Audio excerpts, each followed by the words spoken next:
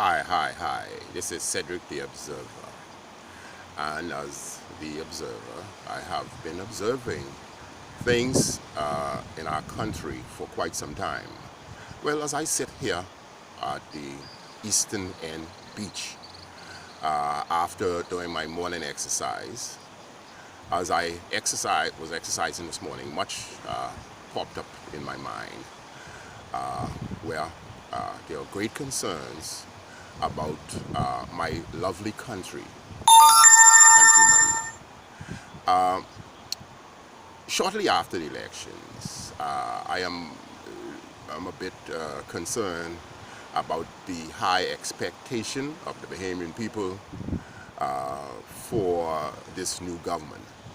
I'm concerned of the level of brainwashing that has taken place, and persons allowing the social media and some juicy talk show hosts to deceive them and take them in all sorts of foolish direction. Bahamian, let us be wise. Evaluate all of the information that you get, be it social media or on our radio stations, talk show. One of the things that I must touch first is the electricity situation.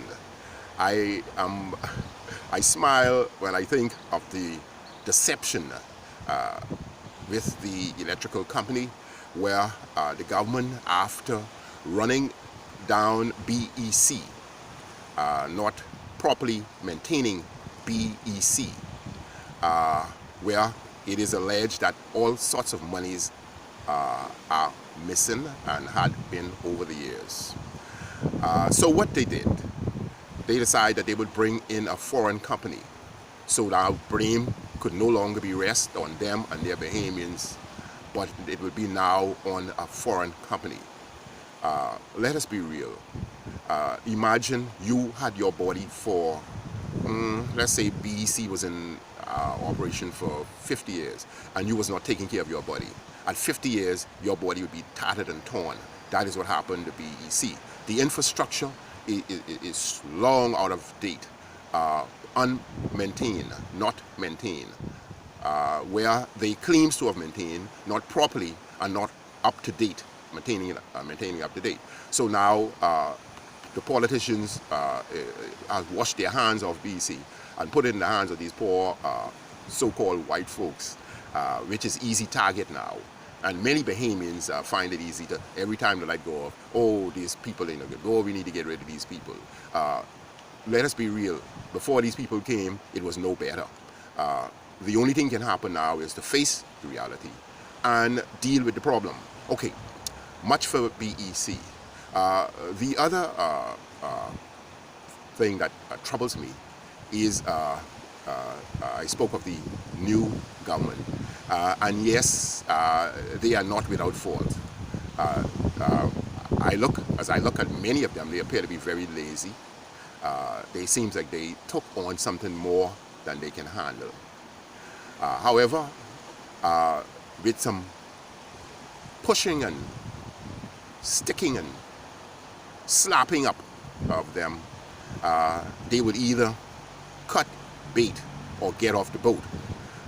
Many of them now are, I'm sure, based on the projected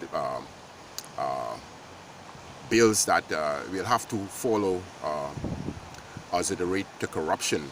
Many of them who had plans to get rich, now I know that they are discouraged. Shortly after the election, I move around. I was disappointed in some of the FNM candidates who offices and campaign offices maintain the flags and the paraphernalia of the party as if the elections were to come. And it took them a very long time before they clean up their offices, which look like shanty towns. But things seem to be a bit clean up now. Do not allow your friends and neighbors to persuade you into a whole heap of crap. I'm concerned about some videos that is surfacing with a young man who is known to many and had entertained many people, political entertainer, by bringing out information, some false information, and sometimes some close to the real information, and some people say half-truths. And many Bahamians were entertained throughout the election by this character. I noticed just recently another one was published concerning persons who he in the past mentioned people going to jail and continue to stick with this going to jail thing. So much so as he photographed himself with some paper claiming to be documents, court documents, which if that is so, then the police need to see this brother to find out how did he get court documents and what he know. No one have the right to withhold information pertaining to major crime investigation. So he might need to realize that the elections are over. We are not interested in that election hype no longer. It is some 5 years away. If this brother have information, the police need to go and see him. Okay? I'm concerned about the promise of 2 schools getting computer for their kids. Computer for the kids is a very great idea. However, I think it's unfair to give to individuals of just 2 schools computers for them to be able to take home into some of those homes where their parent is prepared to sell those computers. Also, we must begin to educate our youth into how to care and respect things and other people's property before we can entrust them with such expensive devices from the state.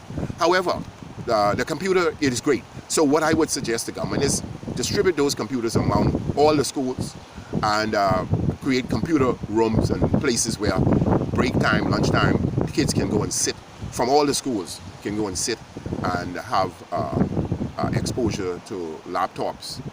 That is a very great idea, and I encourage that.